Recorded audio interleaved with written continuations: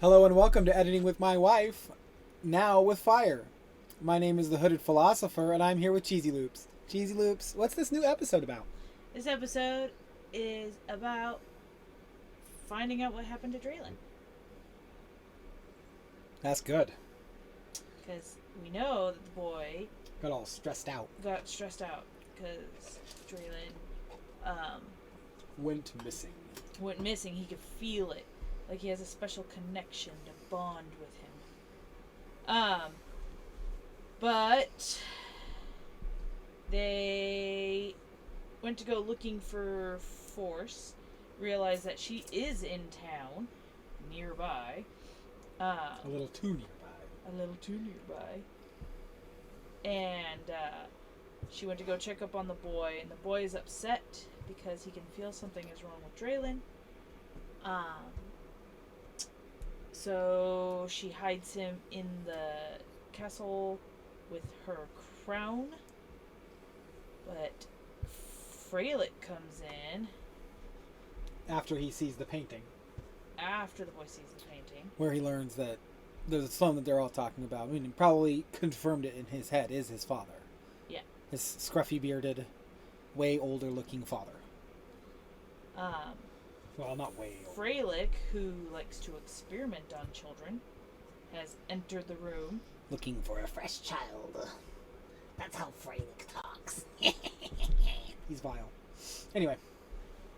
Yeah, he is. And then we see Tresca come back in saying Draylon's helping out somewhere else. They don't give him the full truth, it feels like.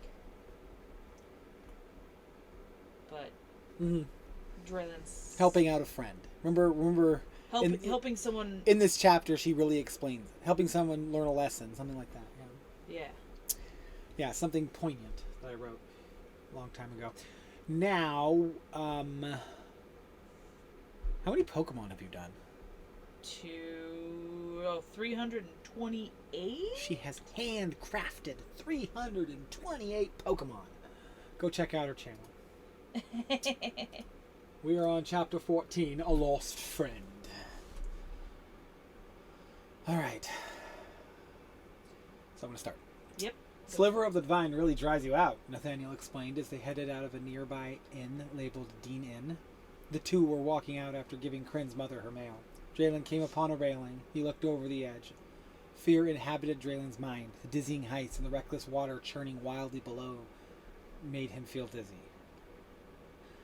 Nathaniel was distracted by someone asking him for help. And if he wasn't distracted, maybe he would have seen Flo. She was coming down the hill, approaching Draylon with a fervor and a drive.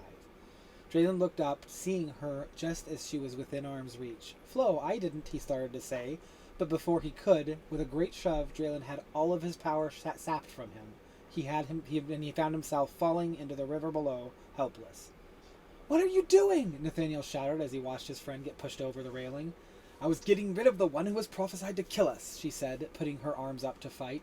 You're not Flo, he said with a tinge of anger. Correct, I am not. She swung at Nathaniel, and I will not let the rebellion into my city. Nathaniel dodged it. She swung again. Nathaniel caught this one, and in an instant he had no power to pull from. There was a ring on her finger with a rune that glowed in response. What are you doing? He repeated as he wrapped himself around her hand, overpowering her for a moment. He got the ring loose, but she blew him off with a sharp stabbing pain of animal claws. The ring slipped off with the power of the beast knocking him over. The ring was under the creature's tail. Nathaniel was battling it until it disappeared in a puff of white smoke. How could you? Flo shouted at her from across the courtyard. Nathaniel grabbed for the ring. Force put her boot on his hand. Don't even think about it, Force threatened. With his free hand, Nathaniel slipped some of the crafter's glass out of his pocket and into his mouth. Nathaniel felt the ring slip onto his finger. He could feel the crafter's glass reaching out for it. He could feel something to pull on. She pressed down on his hand hard. He pulled on it. He could feel the magic separate from Force as Flo was approaching. What are you thinking? We were going to get their help. And I believed they could help until these two brought in the rebellion, Force retorted, pressing her boot into Nathaniel's hand. He shouted and then jerked his hand out. Where's Draylon? Flo asked, looking around. Are you referring? You are referring to the one that I pushed into the river, no doubt. She explained, smug look on her face. You killed him? Flo said, running to the nearby railing, looking for Draylin, who was nowhere to be found. I hope I did, and I would have taken care of this traitor if you hadn't stopped me, she said, pointing at Nathaniel. This is Tresca of Love's nephew, Nathaniel, Flo introduced them. And the man you pushed off the edge there was the one prophesied to stop Sloane, she said. He wasn't here for you or your toys. He was here to change your mind. We all were, Nathaniel added. Don't let his death be in vain, Force. Help me implement River's final plan, Flo pleaded. As a gesture of goodwill, Nathaniel handed Force the ring.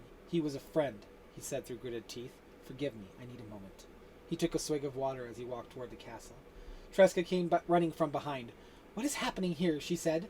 Force turned around. I'm learning that the woman I trusted has teamed up with the enemy. Tresca said nothing. Where is Draylin? She said, a threat in her voice. Flo came to her side. I'm afraid, in a fit of fear, Force has pushed him off the ledge. What came next, no one expected.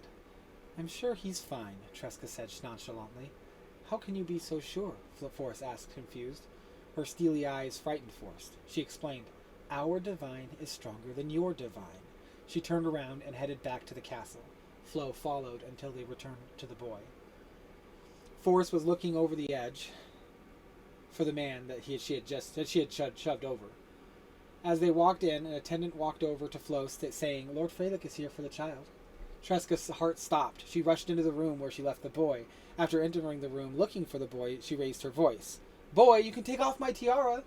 After the boy got over his worries for Draylin, Force entered the room. Flo was on the other side. She had wandered over to the throne, her eyes filling with tears as she scoured the large tapestry the boy had been staring at as they arrived. She walked over to it and turned around defiantly. Force, I am telling them the truth. The room fell silent. Force looked down at her empty hands. I ask a favor, Lady Tresca. It'll be my last. I ask one thing. Help me find your friend. Prove to me the power under which I can truly feel justified to unveil any plan that Sloane has conceived. And when we do, Force paused to think about it. She looked at Flo, tears streaming down her face, and then resumed. After the people have voted for new leadership to be installed here, Flo and I will step down from our leadership role. Tresca was looking into Force's eyes. Everyone else was watching as Flo walked over to Force and embraced her. The boy stamped his foot to get everyone's attention, and then shouted with his hands, Hurry up, let's go! There's a lot going on really quick in this chapter. Yes. A little bit of a hint of a fight, but not a real fight. Not like with the other guys. Uh-huh. And Force's force is pretty fast. Quick and powerful. So, Flo looks to Force and says, I'm telling them the truth. Yeah. And then Force starts talking about convince me so that way I will help you fight against absolutely. Sloane. So what is the truth? It's a really good question. Okay, that is it answered later. I don't know. Okay. I don't know that I know what the truth is. Force seems to be childlike in her anger. It's a part of the badness of the drug, of using drugs. Okay. It's a part of that. It's just like she's too quick to anger. She's too ready to fight. She's snappy. Yeah. Okay. But because she loves Flo and cares about Flo, she's kind of coming to grips with all of this. She's probably the least, because of Flo, she probably has the least influence. It's still there, it's still strong, but it's probably lessened because of Flo. Yes. Okay. No, and actually, later in the story, you'll learn that that it's not just like this moment. It's constantly Flo is there to cause it, to stop her from letting this all go out. Flo is the floodgate, stopping Force from just becoming a bad guy like Rohan. I see. Or Sloane. Sloane and Rohan don't have a Flo. They don't have anyone in there being a conscience or guiding them in any way, or actually truly caring. Okay. I speak not of Rokai because that part I think is really beautiful and I don't want to spoil anything. And it's a little different, yeah. Okay. There's no real true explanation to the boy what happened with Draylon. No. Just that they're gonna go find him. Yeah. Okay. And so he's just eager to go. Yeah. He wants to go with Draylon. He wants to go find Draylon. He loves Draylon. He cares about Draylon. They're good friends. They've formed a bond. A serious bond. And not only that, they have a bond that no one else has in that they're both from a different world. Not this one. Even if it's not the same one, it's still a different one. They're both strangers in the land. I like how you're like, boy, you can take off my tiara, which was a direct copy for the I have last to do line. that a lot towards the end. But Trying to keep it to the perspective. You said after the boy got over his worries for Draylon, which was resolved in the last chapter. Yes, which is basically just that last bit of the chapter. Yeah, you just didn't have to. You didn't have to repeat yourself. It just continues. I did the same thing with the trees. Boy, this is no game. Yes. In both chapters, yeah. Yes. And I do the similar thing in the future. I like that. No, it's enough to be like, okay, this is where we're at in time. This is the information where we know. This is when time comes back together. And it's because it's from different people's perspective, you're going to hear the same thing a couple times. I've read books that... you also get more of the picture because of that. I wanted to finish. I've read books where it was completely word for word. The next chapter you read is just the thoughts of the other person. And it drives me crazy. I was like, I just read all this. That's filler. I just read all this. Like, I appreciate and I understand needing to put that other side there, but they're... It's like in those animes you watch when they're like, oh, and they all look shocked, very shocked, and then someone says, I'm shocked. Aren't you shocked? It's like, yeah, we get it. We get it. All right, scroll up a little bit. Let's make sure there's nothing else that I didn't see anything myself. There's a few things I fudged when I went through it, but I don't think it changes anything. And I deleted the second Steely. There's a couple times in here I repeat myself. I don't know. Why is that so bad? Using the same word, it's similar signifier. It's not bad if it's what is actually happening. It's bad when it becomes obviously this person doesn't know any other words that they can use to better convey this whole thing. Why are you repeating Steely? Because that's how... That was wrong. I didn't like that. But the one larger is the one I repeat. Larger? I think. Larger or something like that. Where it just repeats that same concept into a different thing. And then there's the one with the river, dizzy, dizzying heights, and then he got dizzy. And I think I could change that. That's right there. Fear inhabited Draylon's mind. The dizzying heights and the reckless water turning wildly below made him feel unstable. Oh, that's a good one. I was going to say a special kind of vertigo.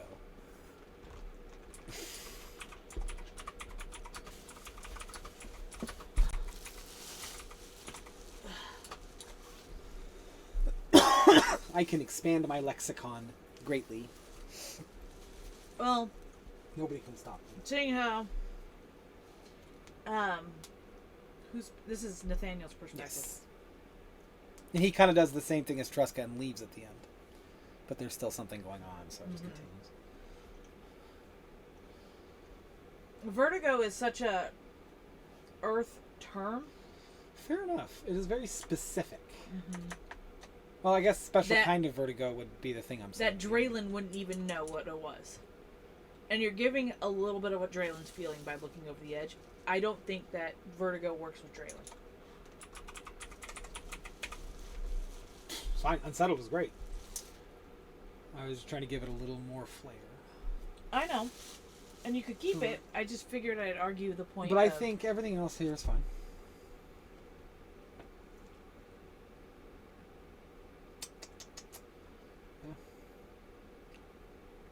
He wasn't here for you or your toys. He was here to change your mind. We all were. He talks to her like she's a petulant child. And she's that's the drug though. That's exactly what it is. I know. I know. Yeah, you're nailing it. It just hits that same. Yeah. You're acting like a child. Stop it.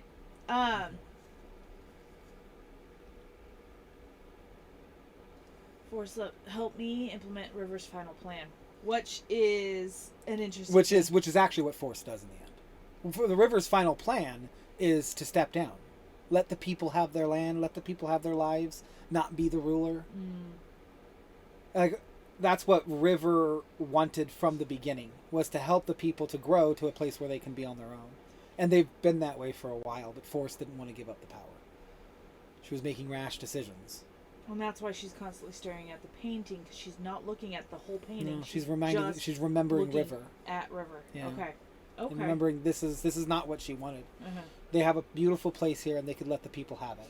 And the reason why she wanted to split herself is so that way she could do more work. She wanted exactly what she needed. She was foreseeing the future. That the magic was doing something, and I don't want to lose that. And that's what Flo is.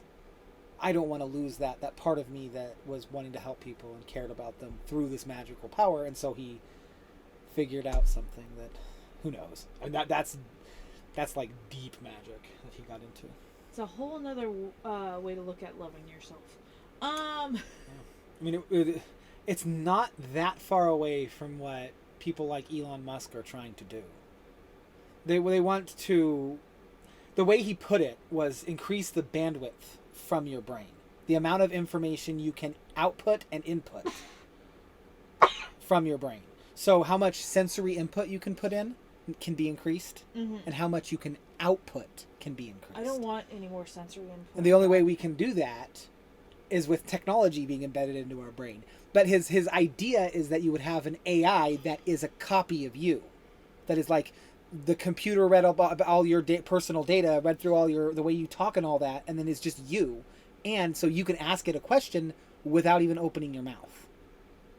You can just ask it the question and then get the response and then continue with your life. Why does this sound like a weird Black Mirror episode? Because Black Mirror Black Mirror was showing what technology can do.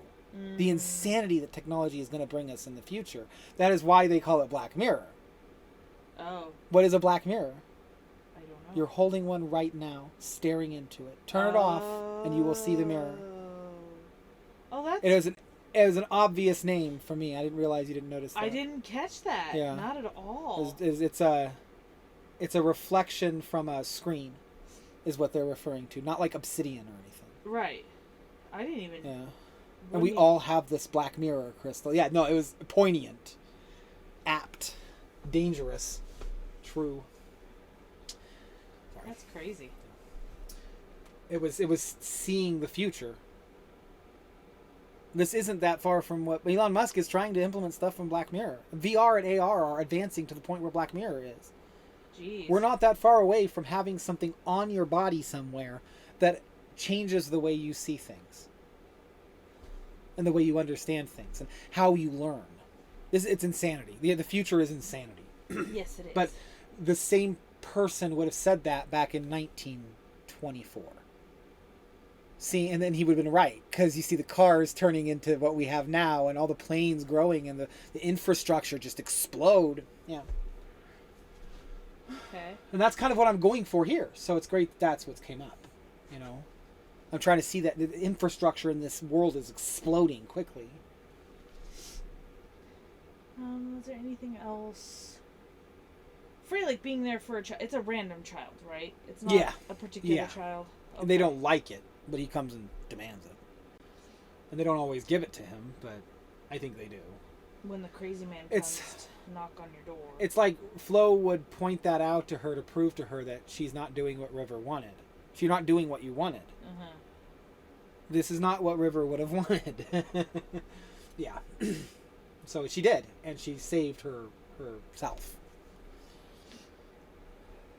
All right. Now my last question is do they just ignore Frelick in this instance? I did not mean to do that.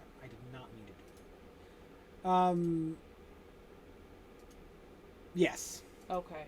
Kind of. I guess the reason why Force came in last is because she was dealing with that. Okay. But he doesn't go away quickly. He comes back pretty quick. And for a good reason. Anyway. So we lost a friend here. Lost a friend. You're not typing. Why? Why did it... I don't want office support. Yeah, meet me in my office and then you can support me. Okay, so then Nathaniel fights force.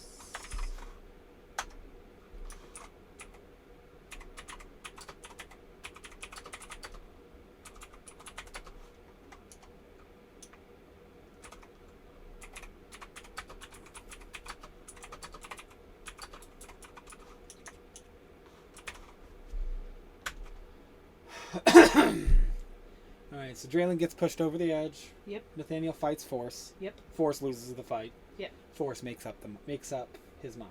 Her mind. Her mind.